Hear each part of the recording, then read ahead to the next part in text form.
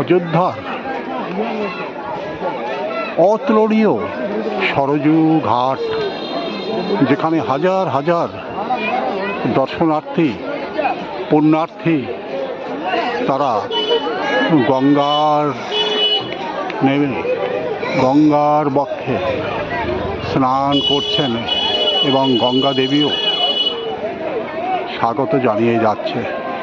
সরযূর এই ঘাট অতুলনীয় এবং বিখ্যাত হয়ে আছে মানুষের হৃদয় কন্দরে। প্রতিনিয়তই এখানে মানুষ ছুটে ছুটে আসছে গঙ্গার বুকে পূজা নিবেদন করতে। গঙ্গার বুকে তারা স্নান করে স্নিগ্ধ শীতল হয়ে তারা ধীরে ধীরে ফিরে যেতে চাইছে।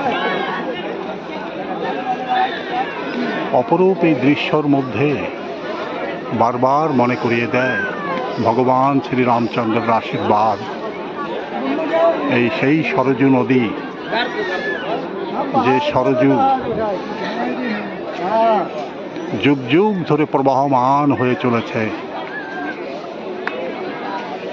কোনো এক দূর দূরান্ত থেকে সে প্রবাহিত হয়েছে এবং গঙ্গা তার বক্ষকে উজাড় করে দিয়েছে যে কোনো জিনিস বহন করে নিয়ে যাবার জন্য।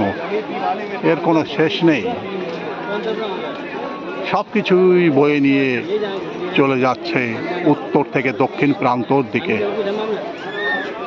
মানুষ প্রতিনিয়ত ছুটে এসে মা গঙ্গার কাছে তার মনস্কামনা জানিয়ে যাচ্ছে। ভগবান রামচন্দ্রের কাছেও তার মনস্কামনা জানিয়ে যাচ্ছেন এবং মা গঙ্গা দুহাতে আশীর্বাদ প্রদান করছেন। এখানে চমৎকারভাবে স্নান করার ব্যবস্থা রয়েছে।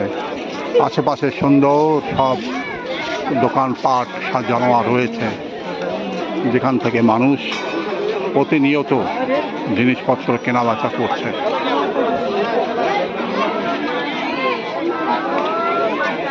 দূরে থেকে দূর পর্যন্ত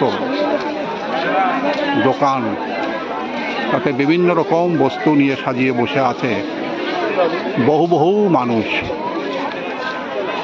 মানুষ তাদের প্রয়োজনীয় সামগ্রীও এখান থেকে নিয়ে ধীরে ধীরে তাদের গন্তব্যের দিকে চলে যাচ্ছেন।